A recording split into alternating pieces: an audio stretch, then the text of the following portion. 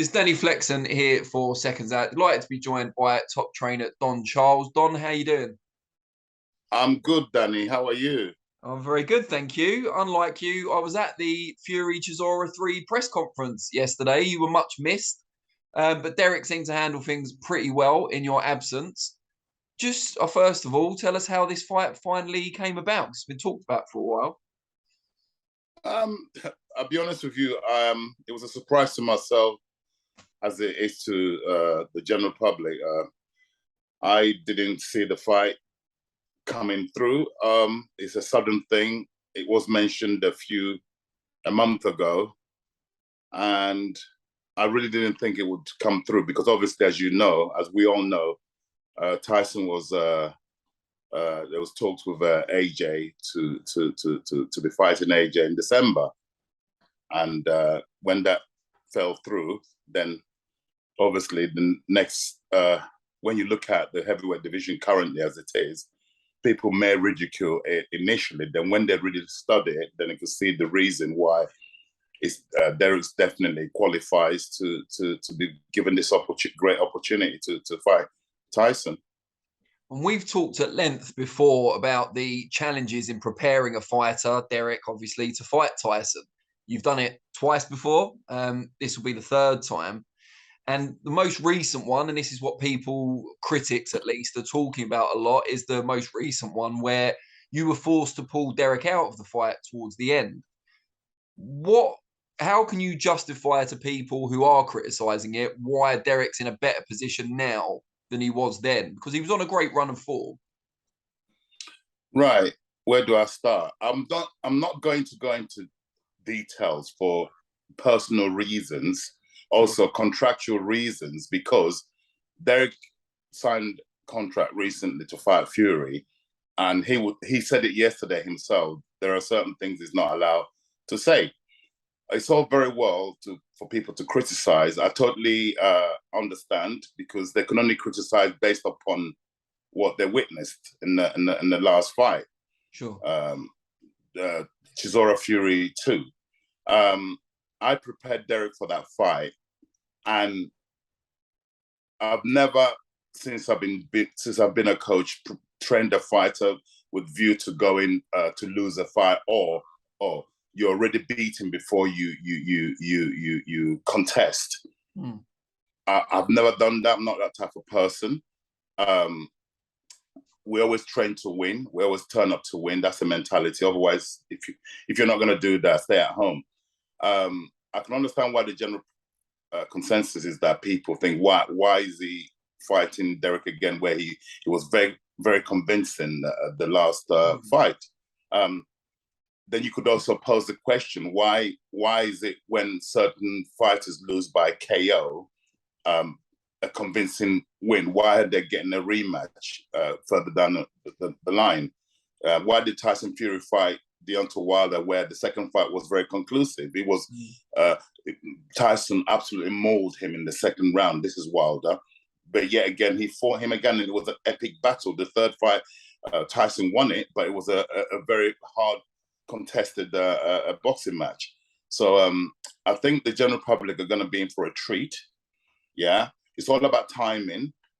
There are loads of things that happen in the lead up to the second Chisora Fury fight, and something that happened on the actual during the fight that I can't say, right?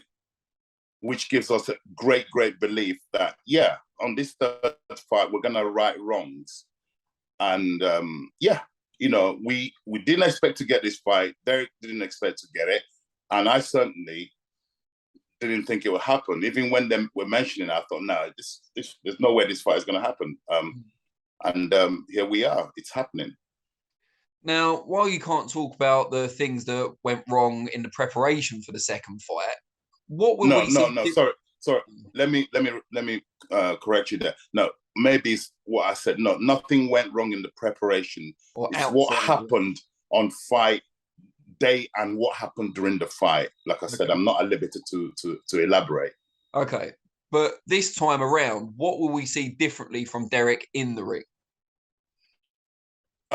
Again, Dereck Chisora has always win, lose or draw, Dereck Chisora has always given it his best. You go through all his fights, he always comes to fight. He always comes to win. That's his mentality.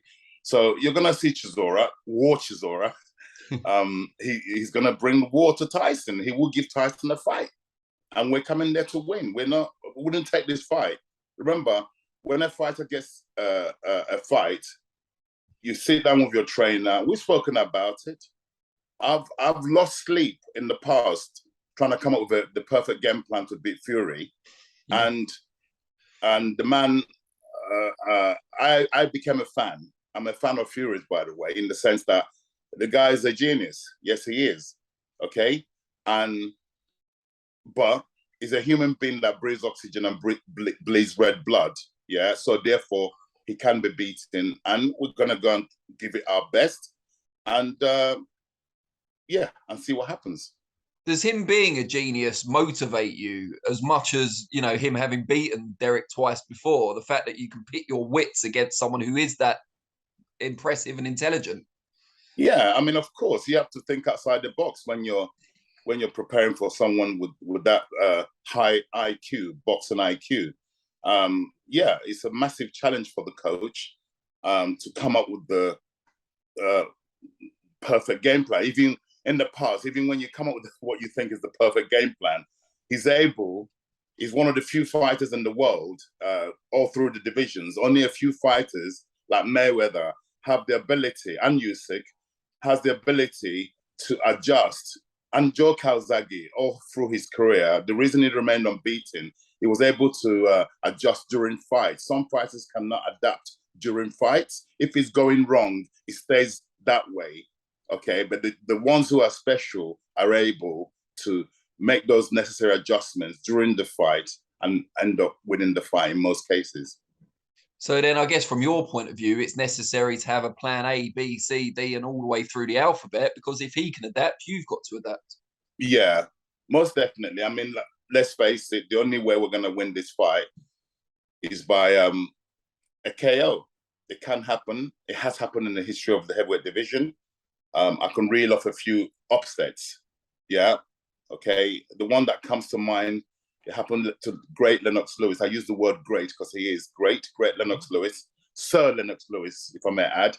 Sure. And Oliver McCall inflicted that unexpected defeat, and Ratman also did it when it wasn't meant to happen. It does happen. So we are going there to do what we need to do. And Fury insists he will train and prepare as hard and as diligently for Dereck as he would for anyone else, including Usyk, Joshua, etc. But they are quite friendly, or they have been in recent years. Tyson, Frank Warren says, has got one eye on an Usyk fight in the early part of 2023. Is there any chance that he overlooks Dereck to an extent? Well, I can't answer you that. It's their account. I can only concentrate on what we're doing. And that's always the way. The fight's made. The press conference happened yesterday. God willing, everything goes well for Tyson in his camp. God willing, everything goes well for us in our camp. The both fighters come through their camp without sustaining any injuries. Then yeah, we can only concentrate on what we're doing. We need to, obviously. This is the third and final strike and at Fury, and it's a great opportunity that we weren't expecting. Remember, not too long ago, people were saying, the general public was saying Dereck should retire. Not too long ago, yeah, after the second Parker fight, I believe. The Pulev fight, people didn't expect him to beat Pulev, who'd already beaten him 7 years prior. So, then can you imagine that being in Dereck's position? There was general public calling for his retirement. Then he has that fight with a grueling fight with Pulev, wins it. Next minute, you've got a shot at the WBC World Heavyweight title. I mean, come on, it's a dream come true, and also it's unexpected. And yeah, we need to grow another pair of arms each. Dereck needs to grab it. It's a great opportunity. I mean, the Pulev fight may have been Dereck's best ever win if you look at his record, but it was still a close one. How do you go from a close fight with Pulev to beating someone who's, no disrespect to Kubrat, but a lot better in Tyson Fury? How does Dereck need to improve again? Well, again, I'm not at liberty to delve into everything we're going to do. Do you believe in miracles? Yeah, I guess so. Where you Well, from? I do. You sexy thing. Well, well, it's going to take a miracle, right? It's going to take a miracle, but I believe in miracles. But you're going to play a big part in creating that miracle. It's not just going to be divine intervention. Most definitely. Every single human being on this planet, yeah, there is something. I'm a great believer in miracles. I also believe in destiny, but we are creations of our maker. Yeah, we have the ability. Every single human being has the ability to have some kind of influence and direction to your destiny. Yeah, it's like driving a vehicle. The man who manufactured and designed the car that we all drive, it doesn't sit with you every day in your car as a passenger for you to drive that car. It gives you the instructions, the do's and the don'ts whilst you're driving that car to get to your destiny, your desired destiny. Every day you drive that car, and our lives is the same. That's my mentality in life. Yeah, that we can influence our destiny, and that's what we're about to do. And looking at Dereck at the press conference yesterday, he wasn't anywhere near as kind of extrovert or aggressive as he has been at those events in the past. Is this a new kind of mature Dereck Chisora from what you've seen? Well, it depends on. Remember, there's more press conferences to be had. If I can, so let's not. We're not we're not home and dry yet. Who knows? I don't know. But based on what I saw yesterday, I wasn't in attendance, but I was very, very happy with him because he conducted himself very, very well. He said all the right things, and yeah, he actually. I'm a great believer in press conferences. Tyson Fury is a master of press conferences. There's not many people who can outdo Dereck Chisora when it comes to press conferences. I'm afraid he held his own yesterday, Dereck. And can you understand from a promotional point of view, and Frank Warren's been very bold in putting it in a football stadium in December. Can you understand why it might be a challenging sell? Because for casual fans, for example, their last experience of this fight was in 2014, and it was one-sided.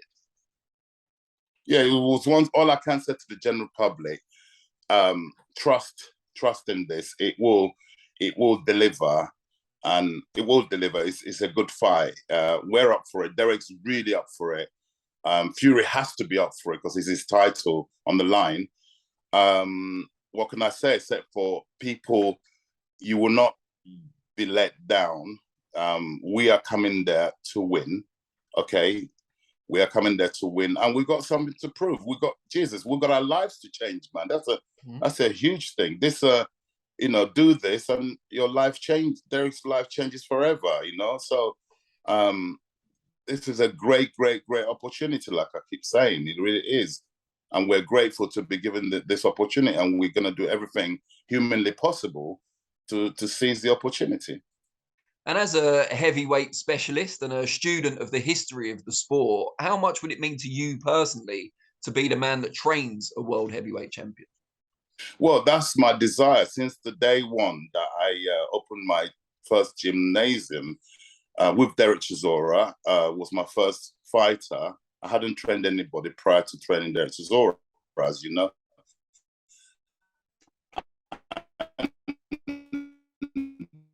The way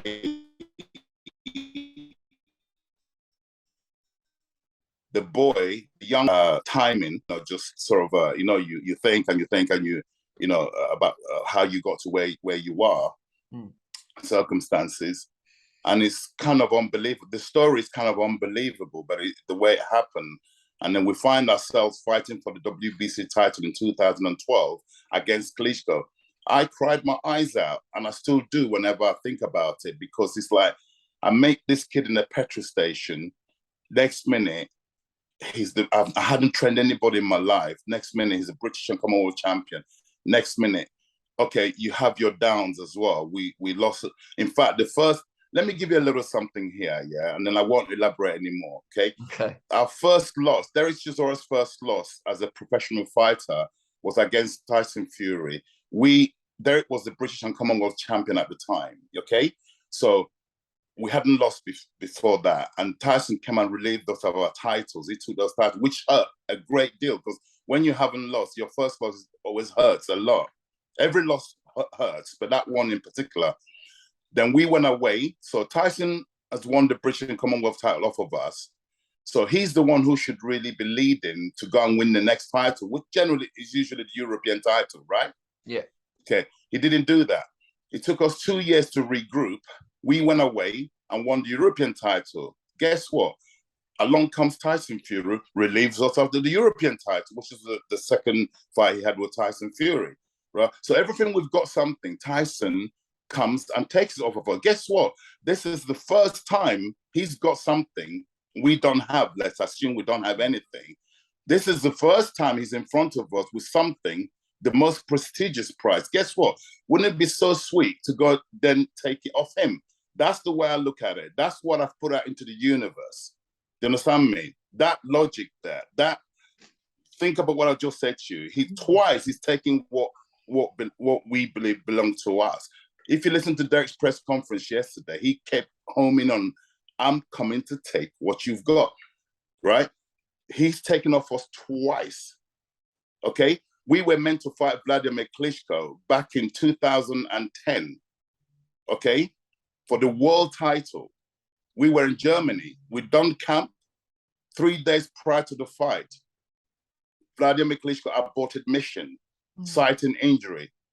The great late Manuel Stewart told me 7 weeks before he passed away, a telephone conversation, that he pulled his man out of that fight. When he saw us in Mannheim, Germany, he said, Dereck Chisora was all wrong for my guy. So he's a smart coach and he pulled the fight, okay? Then David Haye jumped in and took the fight instead of having a postponement. David Haye jumped in and took, so we never fought that fight against Vladimir Klitschko.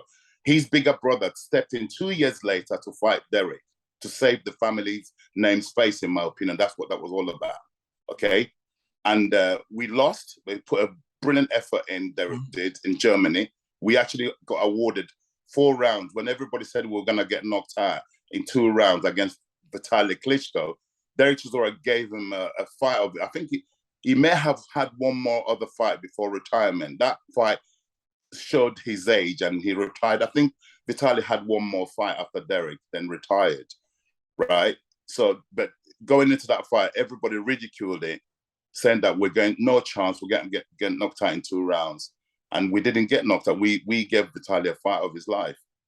And this is the man who had knocked out 40 opponents out of 43 opponents prior to fighting Dereck Chisora. Yeah, Chisora is not given the credit that he actually deserves. You look at his resume. Yeah, who is it in this current modern era? He's fought most of the heavyweights who went on to become world champions or has been world champions. You look at his resume. He's only ever lost to people who, like I said, ex-world champions or people who have fought at world level. He's never lost to anybody who hadn't won anything of any note. Well, that's good. It's good to hear you so motivated. It's gonna help people to accept this as I can only be, and it's genuine because, like I said, we're 2 African boys who ended up in England and who's carved out a great life for ourselves. How fitting would it be to go in there and do? And it's very doable. Like I said, this man is a human being that breathes oxygen like you and I and bleeds red blood. So that's our mentality. Fear no man. We go where people say we can't go. We go, we walk. And guess what? It's at my ground, Tottenham Football Ground, which is who I support, as you know, and who dares to do. That's our slogan, Tottenham. Yeah. So here you go, champ. Let's go, champ. And when does the hard work begin? When's Dereck's camp start, or has it already begun? The work already. We were always going to fight in December anyway. We were already in training, and Tyson was already in training because he knew he was going to fight in December. So it's just one of those things. He was already in training. Dereck, and also momentum is a great thing. We're coming off the back of a good win because like Pulev had already beaten Dereck, you know, convincingly in Germany 7 years ago, you know. And again, coincidentally, I wasn't with Dereck. I wasn't in training Dereck for that period. And he came back when everybody said he should retire, which is what he looked like after the second Parker fight. They said he's a finished fighter. And the guy who fought Pulev, does he look like a finished fighter to you? No. Hell no. So let's go, champ. Come on, let's go.